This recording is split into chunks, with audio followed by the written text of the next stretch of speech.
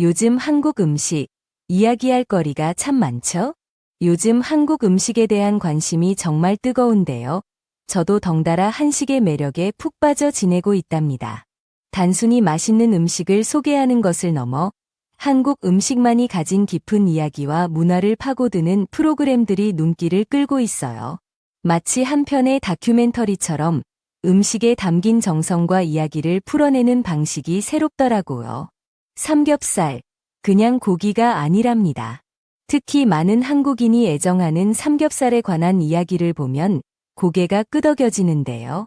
굽거나 찌거나 삶는 등 어떤 방식으로 요리해도 그 맛이 일품인 삼겹살의 다채로운 변신 과정을 속속들이 보여주는 프로그램이 있었죠. 우리가 흔히 먹던 돼지고기 부위가 이렇게나 다양하게 활용될 수 있다는 사실, 그리고 그 속에 숨겨진 가치를 새롭게 발견하게 해주면서 보는 내내 입맛을 다시게 만들더라고요.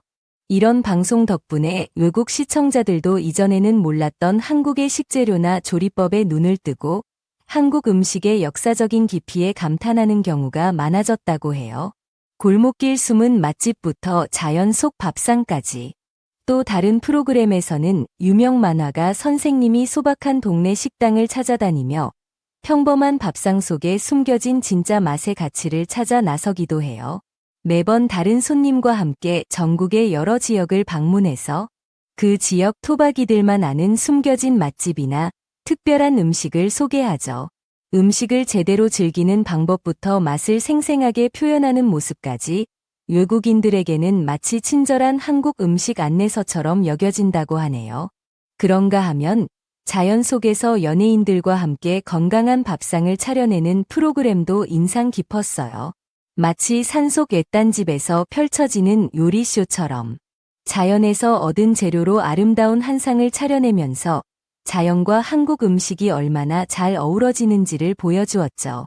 국물이라는 테마를 중심으로 한국 음식의 깊이를 탐구한 다큐멘터리 역시 많은 사람들의 관심을 받았고요. 외국인들이 한국 음식에 놀라는 뜻밖의 이유.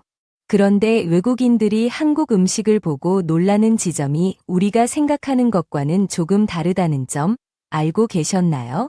단순히 맛이나 다양한 재료 때문만은 아니더라고요. 물론 한국 하면 떠오르는 대표적인 음식들이 있죠. 아이가 태어났을 때 먹는 미역국이라든지 얼큰한 순두부찌개, 달콤 짭짤한 불고기, 알록달록한 비빔밥 같은 것들이요. 한 대학교에서 외국인 유학생들에게 외국에 소개하고 싶은 한국만의 특별한 음식이 무엇인지 물어본 적이 있대요. 그런데 놀랍게도 많은 학생이 삼겹살과 즉석 떡볶이를 꼽았다는 거예요. 왜 하필 삼겹살과 즉석 떡볶이였을까요? 첫 번째 이유는 생각보다 단순했어요. 맛있고 가격도 착한데 영양까지 챙길 수 있는 건강한 음식이라고 생각했기 때문이죠. 삼겹살은 돼지고기를 직접 구워 신선한 채소의 쌈장과 함께 싸 먹잖아요. 이 과정에서 단백질, 지방, 비타민 등 다양한 영양소를 골고루 섭취할 수 있다고 본 거죠. 예를 들어 상추 위에 잘 익은 삼겹살 한 점 올리고 마늘, 쌈장 살짝 얹어 싸 먹는 그 조합. 생각만 해도 군침 돌지 않나요? 즉석 떡볶이도 마찬가지예요. 쫄깃한 떡뿐만 아니라 어묵, 양배추, 삶은 달걀 등 여러 재료가 푸짐하게 들어가잖아요. 한 냄비 안에서 탄수화물, 단백질, 채소를 모두 섭취할 수 있으니 거의 완전 식품처럼 느껴졌다는 거예요. 마치 영양 만점 종합 선물 세트 같다고 할까요? 게다가 삼겹살과 즉석 떡볶이 모두 서민들이 부담 없이 즐겨 찾는 메뉴라 유학생들에게는 가격적인 면에서도 큰 매력이 있었던 거죠. 함께 만들어가는 즐거움, 이게 핵심. 하지만 더 중요한 이유가 있었습니다. 바로 이 두 가지 음식이 다 같이 둘러앉아 직접 만들어 먹는 재미가 있다는 점이었어요. 이미 다 조리되어 나오는 음식을 각자 먹는 것이 아니라 불판이나 냄비 주위에 모여 앉아 함께 고기를 굽고 떡볶이 재료를 넣고 끓기를 기다리는 그 과정 자체가 특별하게 느껴졌다는 거죠. 외국인들 눈에는 고기가 지글지글 익어가는 동안 혹은 떡볶이가 보글보글 끓는 동안 자연스럽게 이야기를 나누면서 서로에게 스스럼 없이 다가가고 끈끈한 유대감을 형성하는 모습이 아주 인상적이었다고 해요. 한 유학생은 이 과정을 마치 다 함께 참여하는 즐거운 창작 활동 같다고 표현하기도 했답니다. 어떤 외국인 학생은 처음 삼겹살을 먹으러 갔을 때 어떻게 먹어야 할지 몰라 머뭇거렸는데 옆에 있던 한국인 친구가 직접 쌈을 싸서 입에 넣어주었대요. 그 작은 배려에 큰 감동을 받았다고 하더라고요. 음식을 함께 만들고 나누는 과정을 통해 참여의 즐거움과 따뜻한 나눔을 경험한 거죠. 사람들을 매료시키는 한국의 흥 넘치는 술자리 문화. 한국 음식 이야기에서 빼놓을 수 없는 것이 바로 술자리 문화인데요. 전 세계 어디에서도 찾아보기 힘든 한국만의 독특한 술자리에 외국인들이 푹 빠지고 있다고 합니다. 유난히 신나고 즐겁게 또 열정적으로 술자리를 즐기는 한국 사람들의 모습이 인상적이래요. 어느 부부의 잊지 못할 서울의 밤.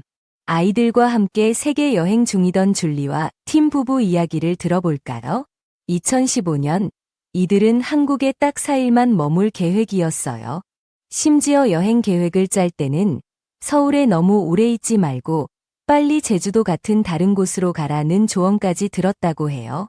서울은 복잡하니 다른 멋진 도시들을 둘러보라는 뜻이었죠. 그런데 서울에서의 마지막 날 밤, 이 부부에게 한국과 그야말로 사랑에 빠지게 되는 특별한 사건이 벌어집니다. 그날 이후 이들은 한 해도 거르지 않고 매년 서울을 다시 찾고 있다고 해요. 줄리가 나중에 기록한 글을 보면 그날의 경험이 생생하게 담겨 있어요. 여러 가지 음식을 맛보았는데 그 중에는 아마 산낙지였겠죠? 처음 봤을 때 식욕이 뚝 떨어질 만큼 조금 무섭게 생긴 음식도 있었답니다. 하지만 용기를 내어 한 입 맛본 순간 내일 좀 피곤하더라도 여기서 이 시간을 즐기는 게 훨씬 중요하겠다는 생각이 들었다고 해요. 한국 술, 아마 소주였겠죠?